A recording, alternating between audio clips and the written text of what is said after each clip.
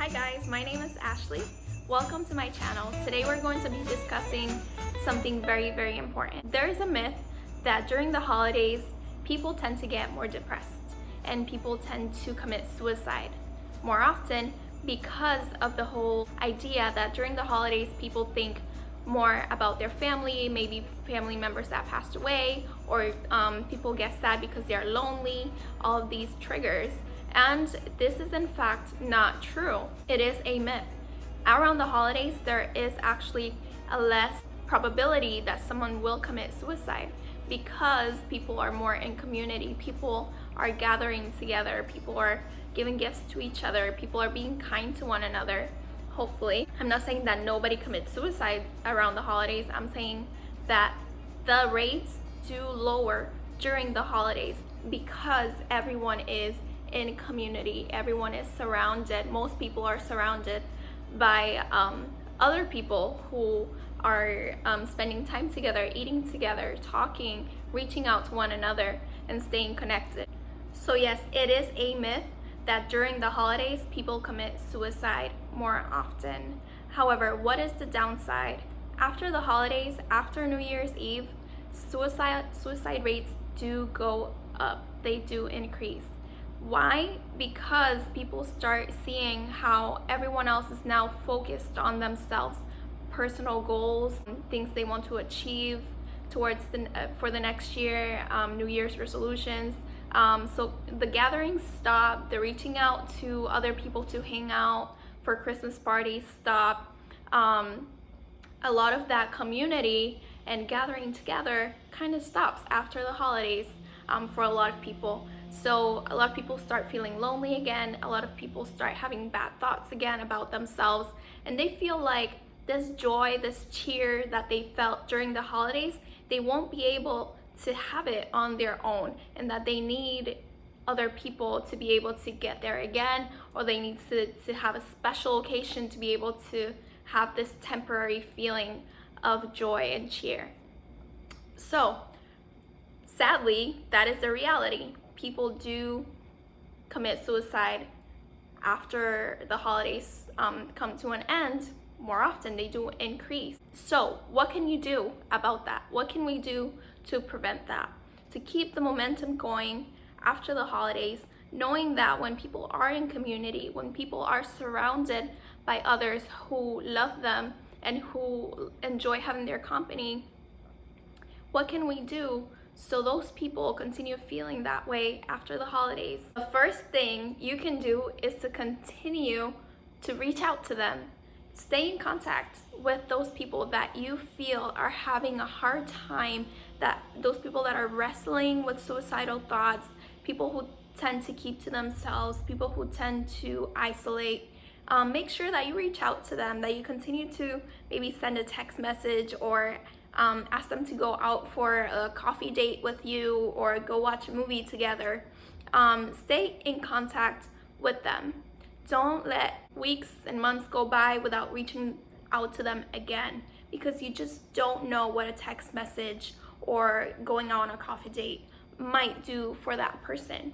Another thing you can do is make yourself available. If that person wants to talk, if that person wants to hang out, I know we're all busy and we get all wrapped up with our own stuff and we go to work and we want to go work out and we do certain things, but make time for others. Make time to be of service to other people. Make yourself available to sit down and have a conversation. Sometimes people who are wrestling with suicidal thoughts, they just need someone to hear them out. They need to be validated. They need to be heard. So that could make a big difference for someone. If you can do that, and we all can, we really just can all make some time for it, do it, because it'll make such a huge difference for someone who is wrestling with suicidal thoughts. The third thing you can do is, if you are a religious person, if you are a spiritual person, invite them to church. Helping those people get around other individuals who are positive, who are optimistic towards the future, people who just bring positive energy, will make such a difference for that person. Because again, like we said, during the holidays, being in community does help. It is proven. It has been scientifically proven that being in community and around people helps improve mood, improve state of well-being. So if you can help get that person into a space where they can surround themselves with people who will love on them, who will reach out, who will keep them accountable, who will just say positive things to them, and it doesn't even have to be church. It could be you have a fitness group and you all work out on Mondays at 6. Like, invite them over. They might be willing to go work out with you. And that is also a way to build community around that person that is struggling with suicidal thoughts. Also, if you are seeing warning signs, there's a fourth thing you can do. If you are seeing warning signs, so what are the warning signs of someone who's being who's having suicidal thoughts?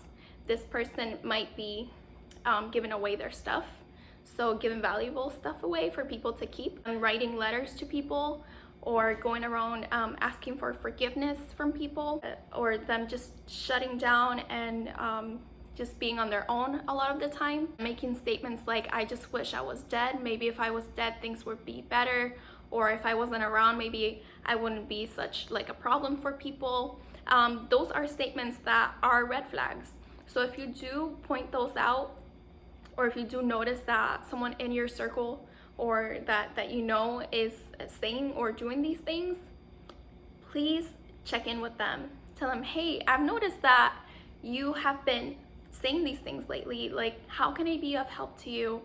Let's, if it's necessary, take them somewhere where they can talk to a professional. Or, if this person even has like weapons that, they could use to harm themselves, call 911. You'd rather be safe than sorry. And that person actually goes through with suicide. So if you can do something to save that person's life, calling 911, taking them to the emergency room, whatever it is that you need to do, do it.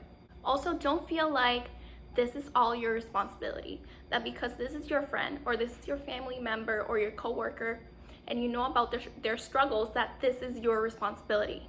No, this individual also has a responsibility for themselves and their own life.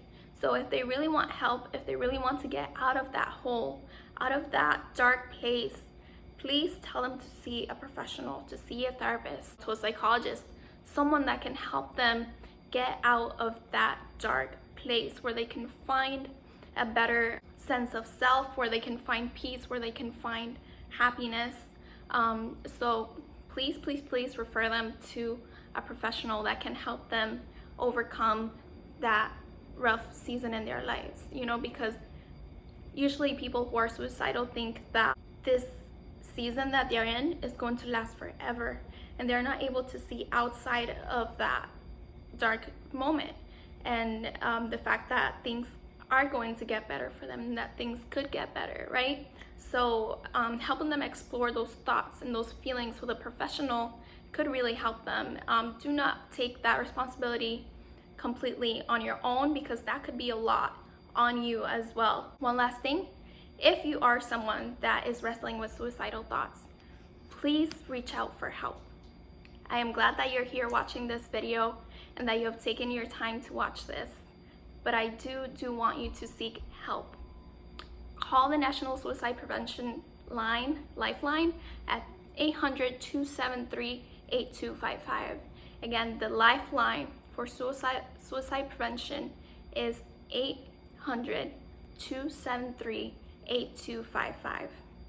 And here they'll help you find the help that you need to be able to just overcome this season in your life.